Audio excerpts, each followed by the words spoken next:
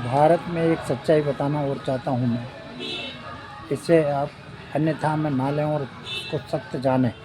सबसे बड़ा सत्य यह है कि जो प्रकृति से आपने छेड़छाड़ की है, आज भारत में सभी लोग प्रकृति से छेड़छाड़ कर रहे हैं। इस धरती पे सबसे बड़ा प्रदूषण अगर कर रहे हैं तो वाहन चला के अति से ज़्यादा वाहन दौड़ रहे हैं रोड के ऊपर। आज अति से ज़्यादा सारे काम होते हैं। जैसे ज़मीन में भी जो लोग आज बीज बोते हैं उसमें भी जहर डाल रहे हैं। खाद की जगह ऐसी चीज़ें मिला रहे हैं जिनसे देन कि आपको जहर का उपयोग हो रहा है। दूसरी बात आती है, जंगल इतनी तेज़ी से काट रहे हैं। उस जंगल को मिटाने में सबसे बड़ा अगर योगदान है तो वह इंसान का ही है। इंसान एक ऐसी समस्या है जो प्रकृति का इतना खिलवाड़ कर रहा है। इसके कारण आज प्रकृति का संतुलन बिगड़ रहा है। ज़मीनों में किसान बोर इतने करा रहे हैं, आम आदमी भी बोर करा रिया है। कोई 500 फीट तो कोई 700 फीट तक के बोर करा रहे हैं। अगर ये बोरों में से किसी रोज़ गैस निकलना चालू हो गई तो आपका जीवन तो नष्ट होगा, साथ में दुनिया को भी आप बर्बादी की तरफ ले जा रहे हैं। इसी प्रकार से किसान भी जो जहर डालता है खेतों में, आज उसके खाने से लोगों की जो हालत हो रही है वह भी आपको एक बीमारी की तरफ लेके चल रहा है। मैं चाहता हूं कि आप लोग केवल मात्र अभी भी वक्त है कि आपके पास जो कुछ समय मिल रहा है, अभी सिर्फ मात्र अपने पास 3 साल का वक्त है।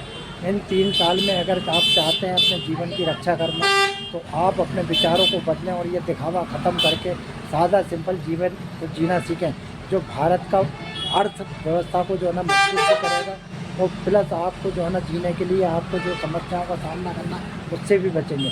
आज अनेक प्रकार की बीमारियां बनने को तैयार हैं, तो उसका कारण है मानव अपनी प्रकृति को इतनी तेज़ी से बदल रहा है। अति से ज़्यादा आज मकान भी बन रहे हैं।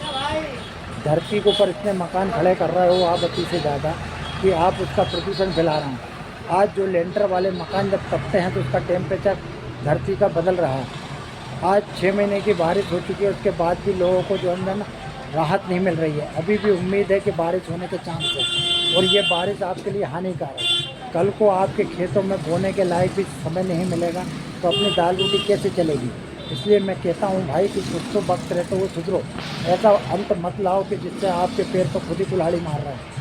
भारत का नागरिक इतना तो जागरूक था पहले भी, आज भी जागरूक होना चाहे तो हो सकता है कि भाई अपना तो अच्छा सोचते हो लेकिन दूसरे का बुरा क्यों कर रहे हो। इसलिए अपना भी बुरा ना हो और दूसरे का भी ना। काम ऐसा करें जो प्रकृति को हानि ना पहुँचे।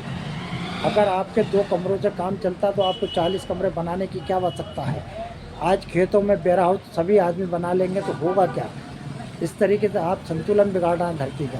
धरती पे जो चीज़ है उसे उस हिसाब से रहने दो। आप अपनी ज़रूरतें बढ़ाने के लिए आप अति से ज़्यादा अंत की तरफ चल रहे हैं और ये सिर्फ आपके पास 3 साल का वक्त है।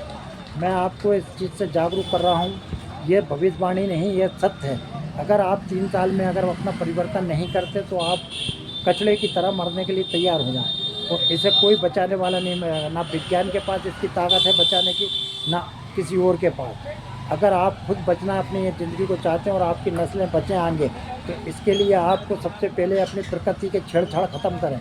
अगर आपका काम 10 रुपये में होता है तो आप 10,000 कमाने की कोशिश ना करें, जिसके लिए आपको बेईमानी करनी पड़ती है। मेरा इतना ही अनुरोध है भारतवासियों से कि अगर आप धर्म की बात करते हैं तो आप धर्म यही है कि आप अपने सुख के लिए किसी और को प्रताड़ित ना करें।